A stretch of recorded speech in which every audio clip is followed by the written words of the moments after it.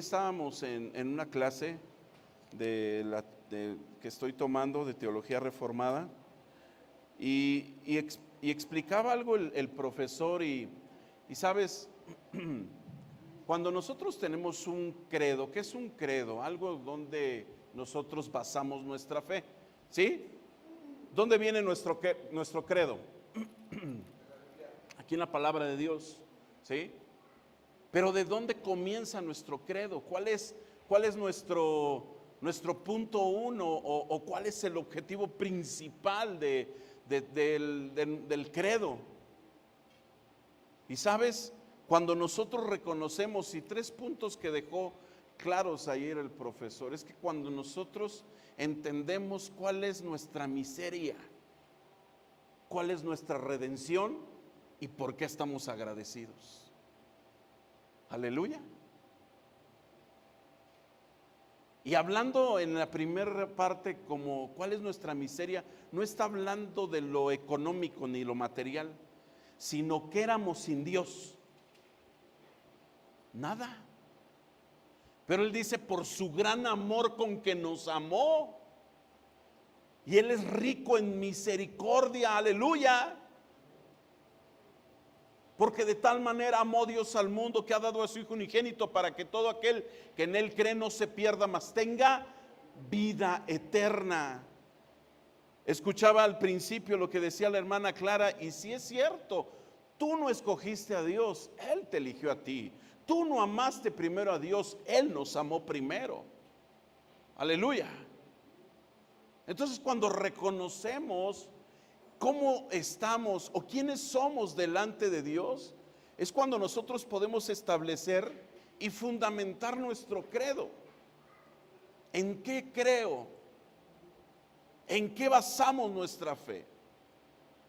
Y ya tendremos oportunidad tal vez en un estudio de poder compartirles nuestro credo como una iglesia que es salvada por nuestro Señor Jesucristo, aleluya, que creemos, ahí es lo que te estoy diciendo, que creemos que Dios son 3 personas en uno, aleluya, y que cada uno tiene una personalidad diferente, no son diferentes, sino son uno, aleluya. Y bueno, quiero compartirte estos versículos. Vamos al libro de Segundo de Crónicas. Segundo libro de Crónicas. ¿Qué hablará este libro? Y vamos a ir al capítulo 32. El versículo, el título del libro pues lo dice, donde habla de todos y cada uno de los reyes y lo que vivieron, lo que hicieron, cómo se llamaron. Y vamos a ir al capítulo 32, ¿ya lo tienes? ¿De quién vamos a hablar? Vamos a hablar del versículo 1 al versículo 8. ¿Qué es lo que dice el título? Sennacherib invade a Judá. ¿Sí? Y vamos antes de comenzar, vamos a hacer una oración, que Dios nos esté guiando y dirigiendo. Padre, te damos muchas gracias por tu amor. Gracias, Padre Celestial, porque podemos estar confiados, que podemos estar, Señor, en este lugar, Padre, agradeciéndote, Señor, tu presencia en medio de nosotros. Ahora que vamos a hablar de la palabra, que tú estés hablando a nuestras vidas, a nuestros corazones, Padre Celestial, y que las palabras que yo emita, Padre, sean de bendición para cada uno de los que estamos aquí. Te damos gracias, mi Rey, en el nombre de tu Hijo amado Jesucristo.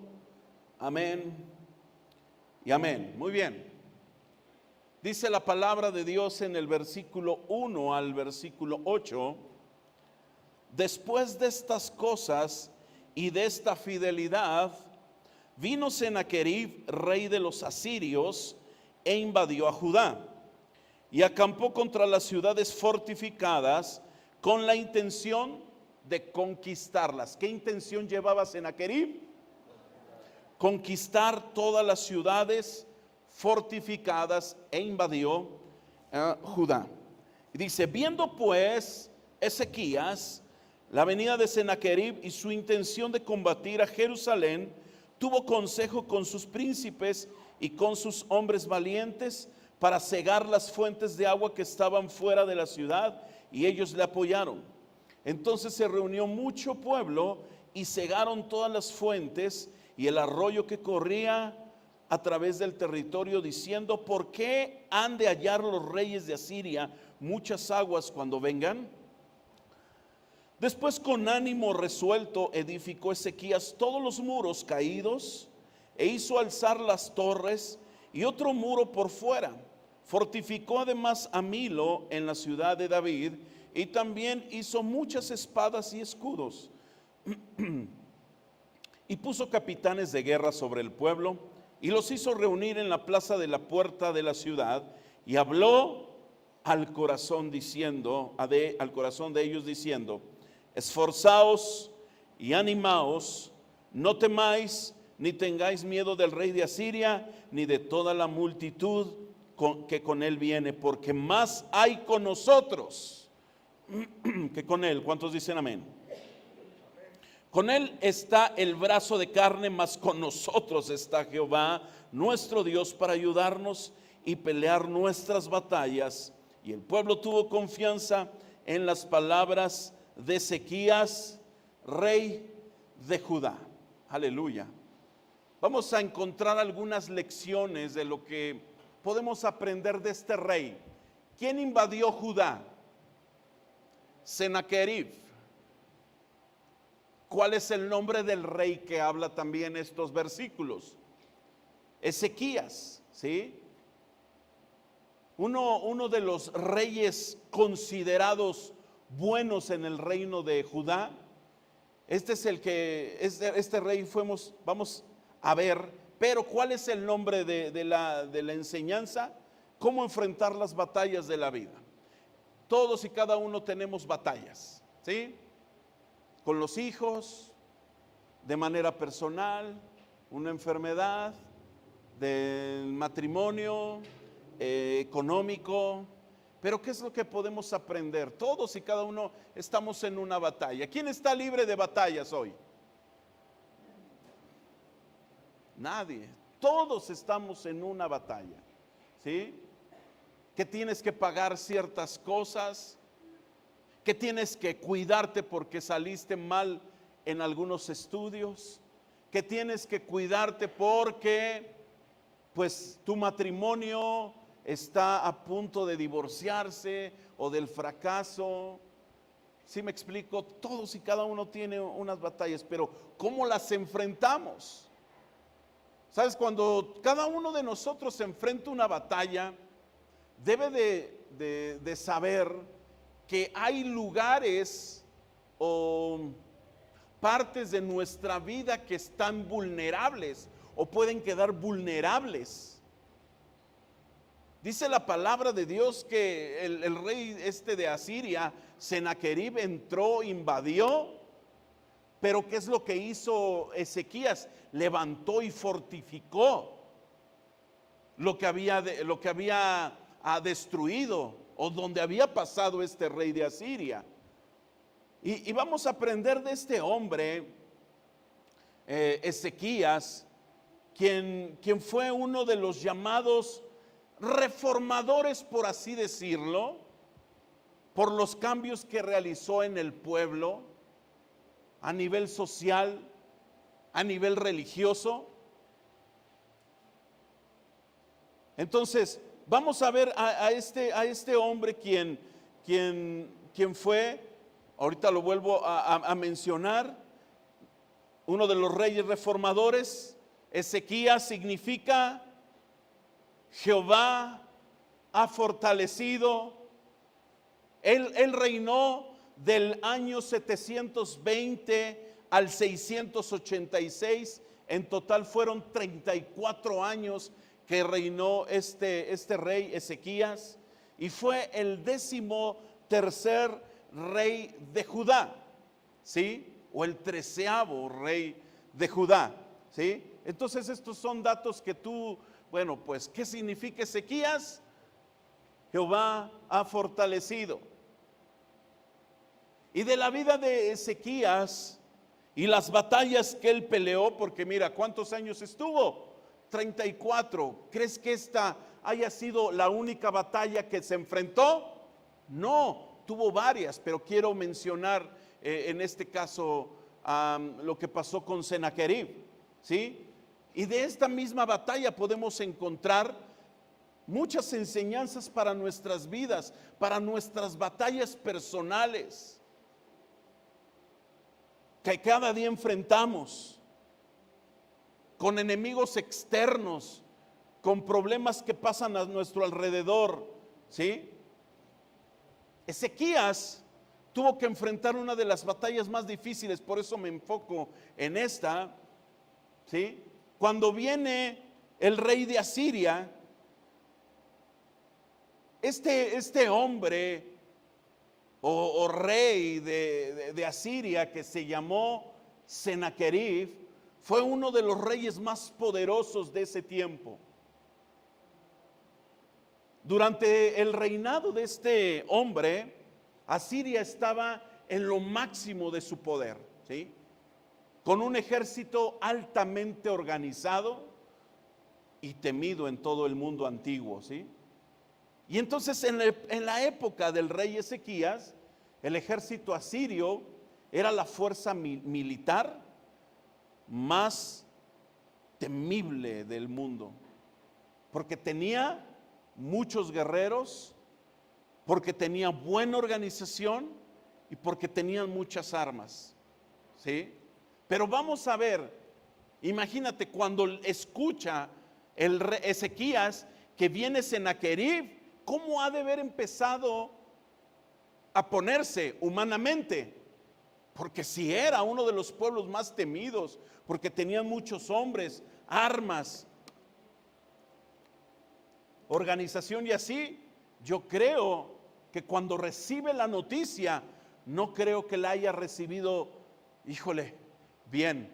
Tal vez hubo algo dentro de él que empezó como a ponerse nervioso, a traer tal vez un tanto pensamientos de derrota, un tanto de pensamientos de, ¿y si me quedo sin ejército?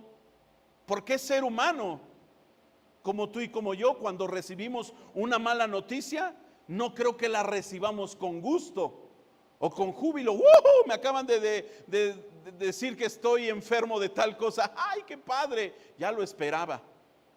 No. Viene nuestro estado de ánimo, como quien dice por ahí, viene el bajón, dices, híjole, no fue una buena noticia. No fue una buena noticia que tal vez en el trabajo no están bien las cosas, en la economía no están bien las cosas, no son buenas noticias. Pero ¿qué enseñanzas podemos tomar de las cuales pasó este rey Ezequías y que tuvo que enfrentar? Y vamos a ver 3 enseñanzas que son importantes e interesantes para nosotros. Número 1, ¿cuál fue? Al enemigo no le agrada que tú y yo seamos fieles con Dios. Siempre va a tratar de desanimarnos.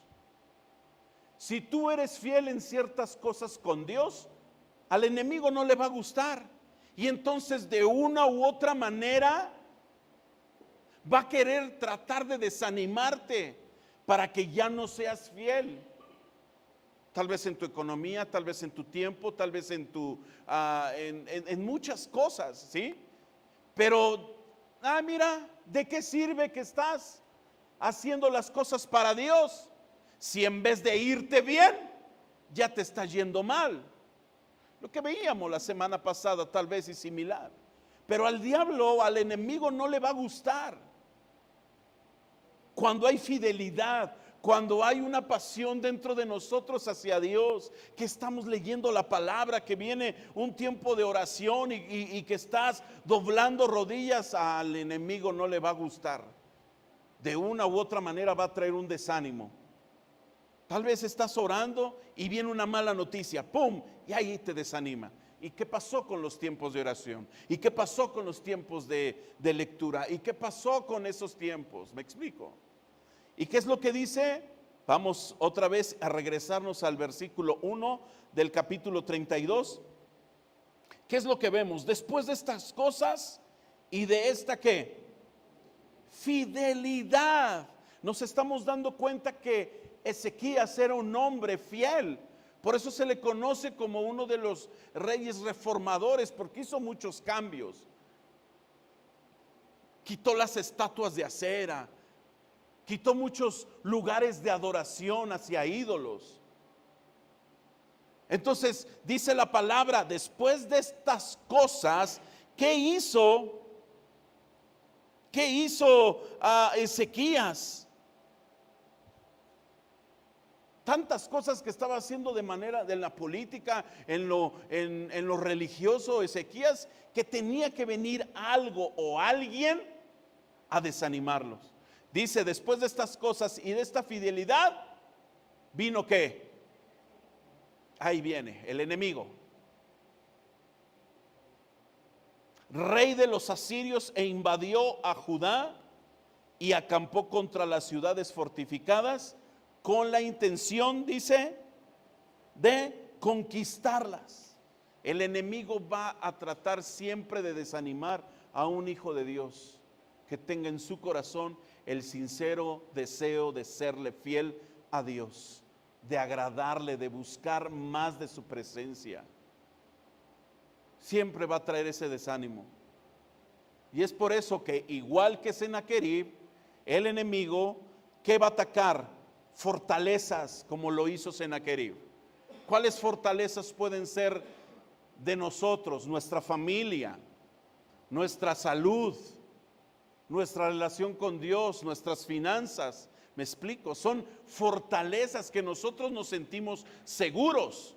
O tal vez un trabajo que ya te sientas seguro y que viene de repente algo para desanimarte, y vienen los pensamientos de derrota, vienen los pensamientos de desánimo diciendo, ¿ya ves? ¿De qué te sirvió haber estado yendo a la iglesia, haber orado, haber leído la Biblia, haber tal vez dado parte de lo que te corresponde o de la economía? ¿De qué te sirvió si Dios te dejó sin trabajo?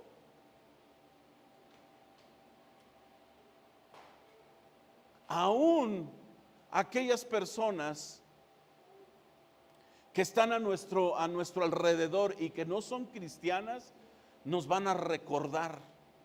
Personas cercanas, que tal vez sea la familia. ¿Ya ves? Yo por eso no voy a la iglesia. ¿Ya ves? Si a ti te va así, eso que estás diciendo que eres cristiano, imagínate yo, no, mejor yo me quedo así.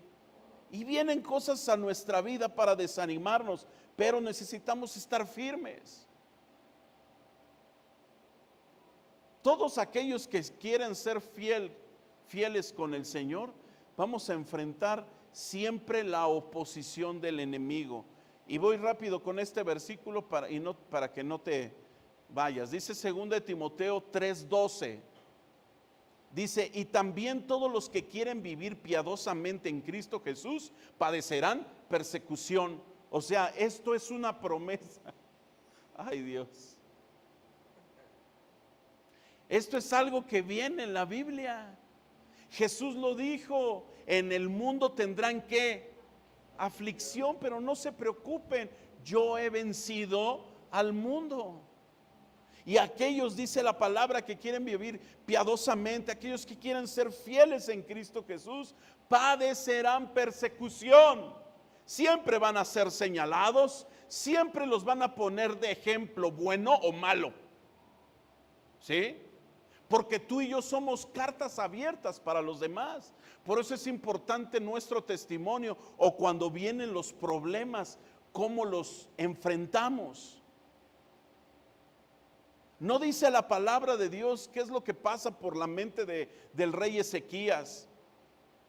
Pero tal vez dijo, y ahora pues he estado tratando de hacer las cosas bien, y viene este rey, y viene Sennacherib a tratar de amedrentarme, a tratar de robar mi paz, a tratar de robar mi gozo. Satanás va a venir de una u otra manera a desanimarte, a quitarte el gozo, a quitarte la paz que está en tu vida. Porque al enemigo no le gusta que estemos los hijos de Dios tranquilitos. Y mira, Dios lo permite. ¿Por qué? Pues está en la Biblia. Aquellos que quieran vivir piadosamente en Cristo Jesús padecerán persecución. ¿Dices amén a esto? No, bueno, hay algunos que sí digo amén, pero dice, los que quieran vivir piadosamente en Cristo padecerán persecución. ¿Sí? Entonces necesitamos entender que todo lo que vivamos y lo que nos acontece es parte para desanimarnos primeramente. Si son consecuencias de lo que hicimos, pues nada más hay que definir las consecuencias y después hay que ver lo que son procesos. Los procesos, las consecuencias no las llamemos procesos. Los procesos son diferentes. Las consecuencias son diferentes. Aleluya. ¿Sí? Cuando son procesos vamos a saber, híjole, quiere desanimarme. Pero cuando vienen las consecuencias, ay, quieren desanimarme. No, son cosas que tú y yo decidimos. Entonces, como quien diría por ahí, pues ahora hay que apechugarle. ¿Vale? Ok, número 2, ¿cuál es la segunda cosa que tenemos que aprender? Ezequías secó las aguas para no darle ventaja al ejército enemigo que venía contra él. Vemos ahí en el versículo 2 al 4 del capítulo 32.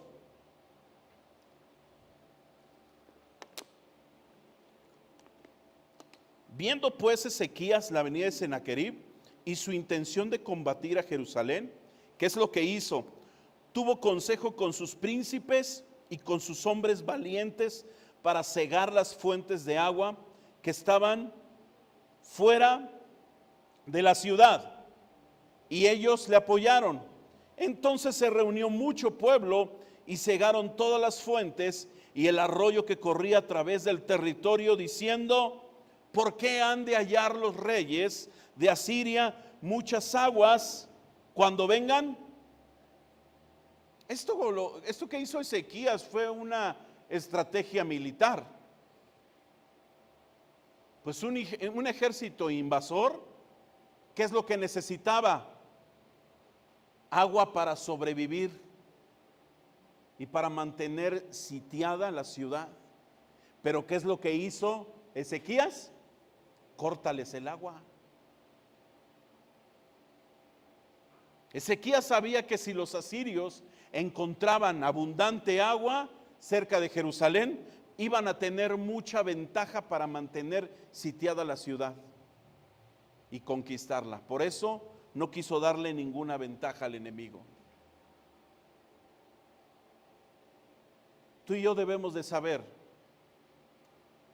dice la palabra de Dios, que conocemos las intenciones de Satanás. Ahorita lo proyecto. Satanás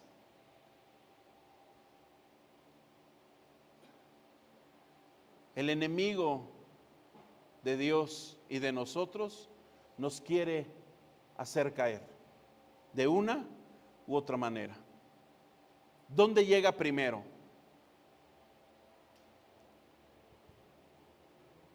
A nuestra mente. ¿Qué es lo que trae Satanás a nuestra vida?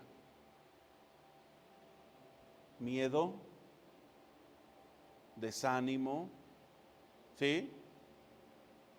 Cosas que ya no están de acuerdo con la voluntad de Dios, cosas que pensamos.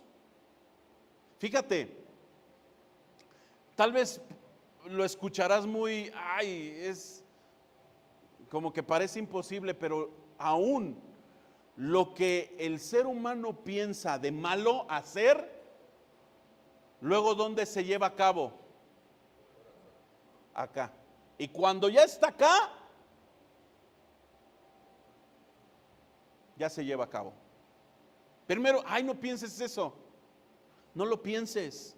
Por eso la Biblia dice, piensa en todo lo bueno, todo lo amable, todo lo digno. ¿Sí? En eso piensa.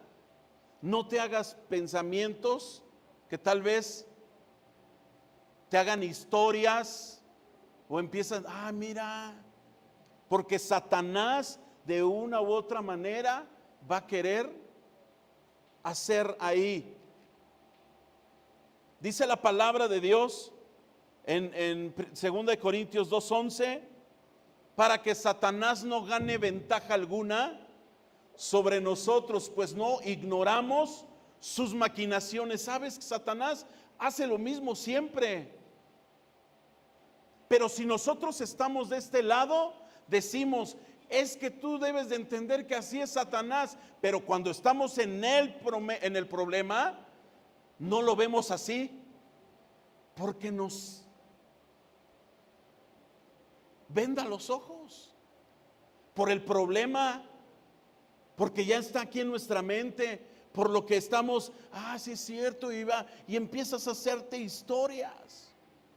Pero hay que cortarle, así como Ezequías hizo esta estrategia militar de quitarles el agua para que no para que no esté sitiada la ciudad.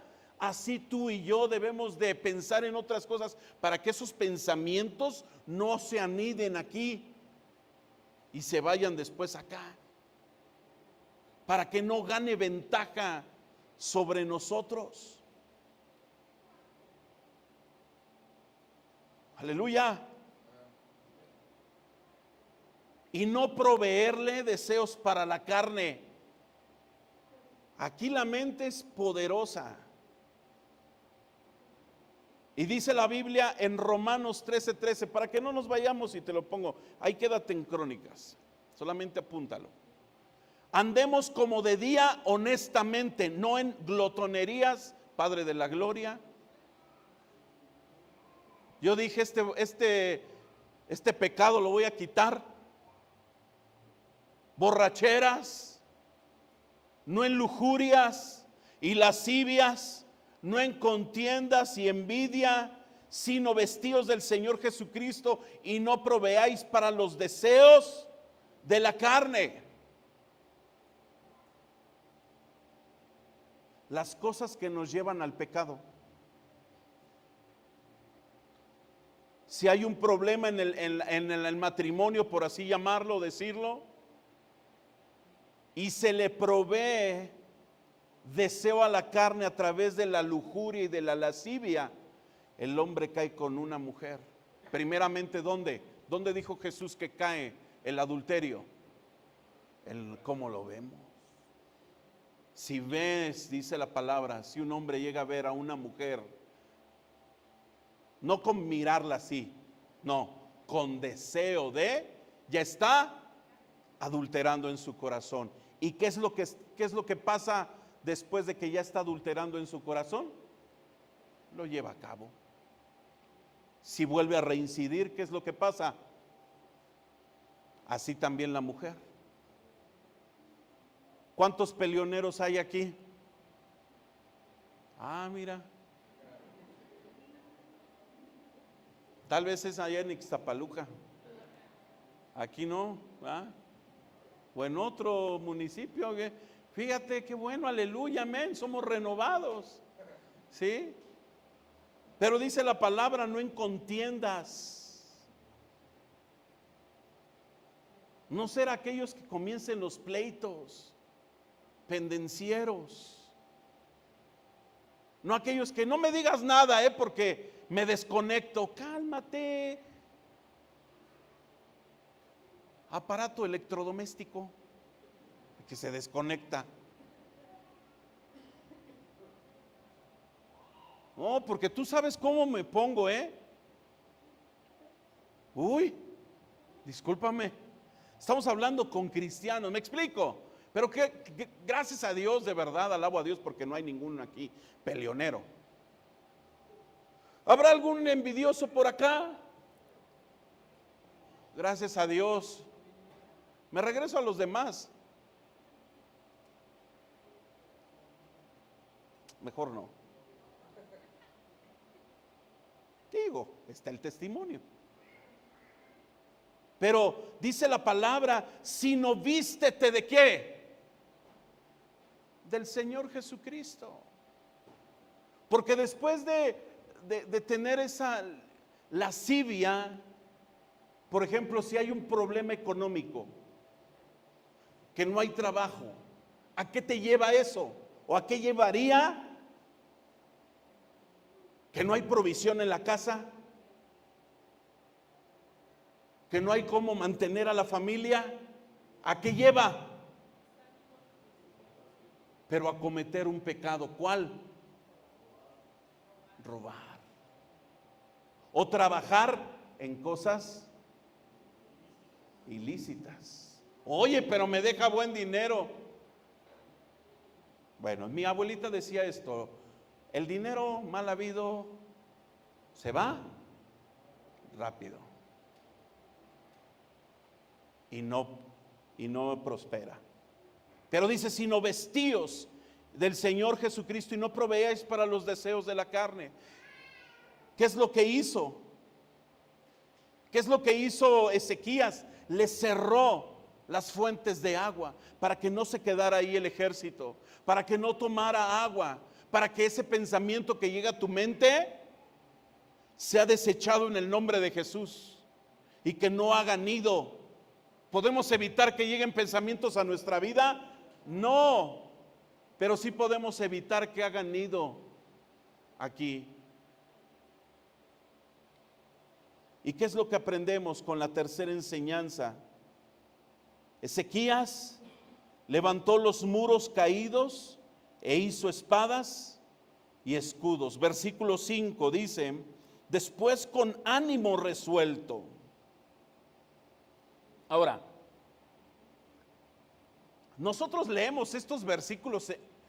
¿Cuánto te avientas leyendo 8 versículos? ¿5 minutos o ya es mucho? Y hasta parece que dices, ¡ay, qué padre! No, pasó bien rápido, ¿no? Pero si nos damos cuenta, y recuerden eso, cada versículo puede llevar mucho tiempo, de versículo a versículo, y más de capítulo a capítulo. Pueden ser hasta años.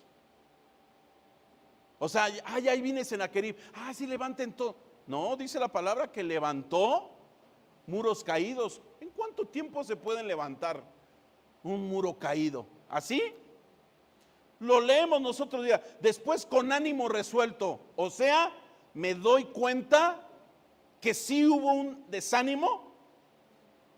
Tal vez llegó un desánimo a su vida. Pero dice la palabra después con ánimo resuelto. O sea, lo resolvió. Porque fue con las personas adecuadas. Porque dice la palabra que tomó consejo.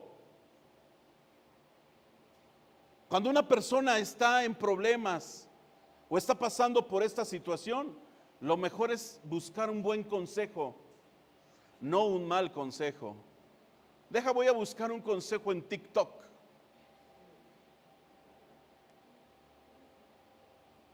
Si estás pasando por esto, no caigas. Mejor realiza esto. Mira, voy a llevar a cabo esto. Y dice la palabra después con ánimo resuelto, edificó Ezequías todos los muros caídos e hizo alzar las torres y otro muro por fuera.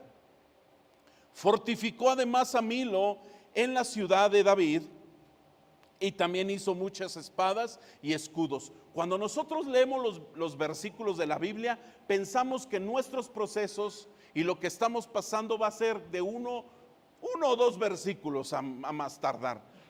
Pero desde 1 o 2 versículos pueden pasar días, semanas, meses o hasta años en las que uno puede decir: no entendí lo que me pasó hace 5 años y ahora lo entiendo.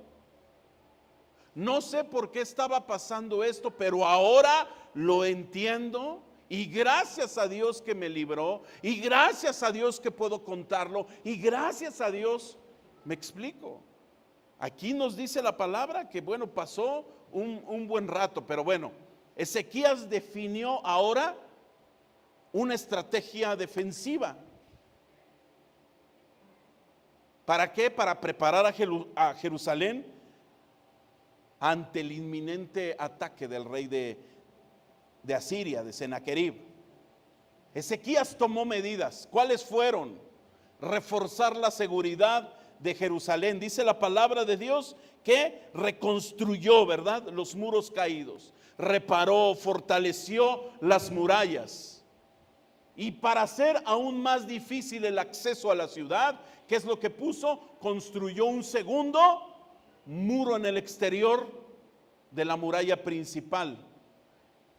Preparó la ciudad con 2 líneas de defensa en lugar de una.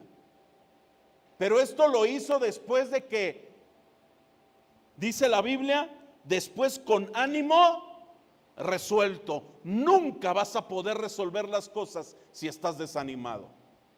No te dan ganas de hacer nada. Es más, te pueden dar muchas posibilidades o soluciones al problema y dices: no, ya no. Espérate. Mejor, como el rey Ezequías, resuelve tu ánimo para que puedas pensar, para que puedas analizar y saber cómo puedes prepararte. Y dice la palabra de Dios que preparó muchas espadas y escudos. Preparó soldados para estar listos para la batalla.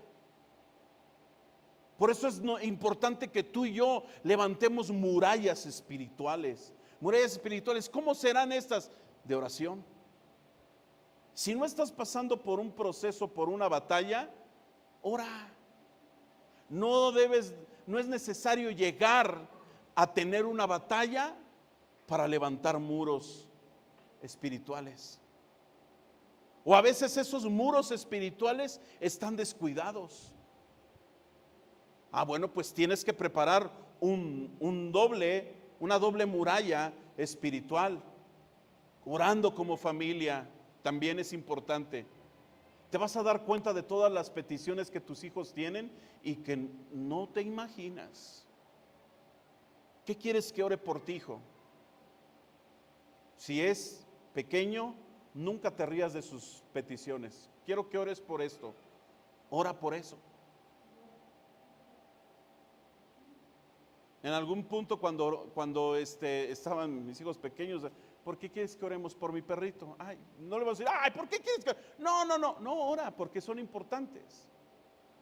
Porque si no, jamás te vuelven a decir que ores por ellos por algo, porque para ellos es importante eso, ¿sí? Y pueden tener esa confianza de decir: papá, mamá, estamos en este tiempo de oración, en este tiempo de devoción o devocional. Hazlo 1 o 2 veces por semana. Pon música ahí en tu casa y prepara un ambiente, ¿sabes? Cuando se levantaban altares de adoración, no llegaba así: mira, aquí hay un altar. No, preparar un altar tenía tiempo. Dedica tiempo. Prepara el ambiente, que puedan tus hijos sentirse, tu esposo, que puedan orar y confesar sus pecados, o tal vez delante de Dios, ¿no? Y que tal vez puedan decir: ayúdame a orar, tal vez por un examen. Tú no sabes qué exámenes tienen tus hijos. Tú no sabes si a ellos les están haciendo bullying o les están pegando en el salón. ¿Me explico? Te vas a sorprender de las cosas que luego te piden. Por eso es de que levantes murallas de oración con tu familia. ¿Y qué es lo que dice en el versículo 6 al 8? Y puso capitanes de guerra sobre el pueblo, dice, y los hizo reunir en la plaza de la puerta de la ciudad, y habló al corazón de ellos diciendo: esforzaos y animaos, no temáis ni tengáis miedo del rey de Asiria, ni de toda la multitud que con él viene, porque más hay con nosotros que con él.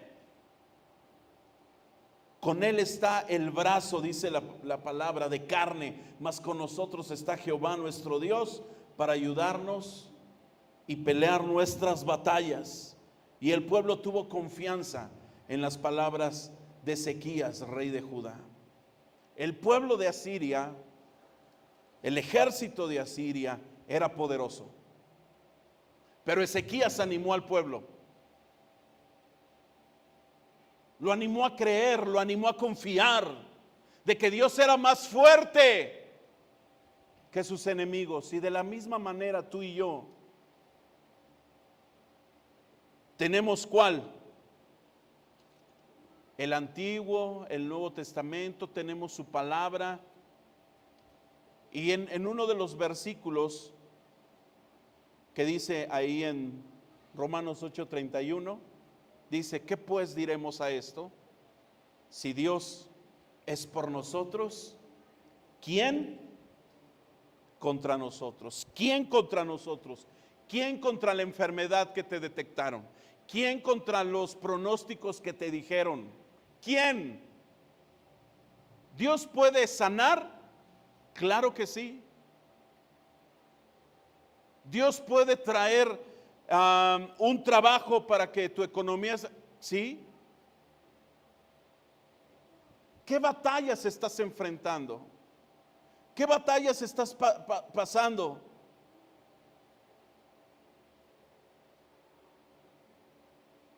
Batallas que tal vez tú y yo pensamos que no se van a acabar. Batallas que tal vez tú y yo decimos: de nada sirve seguir adelante. Si ya me detectaron esto, si ya me dijeron que va a pasar esto.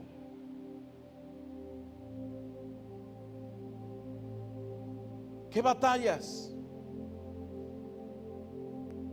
El Dios de Ezequías ¿es diferente que el que tú y yo conocemos? No.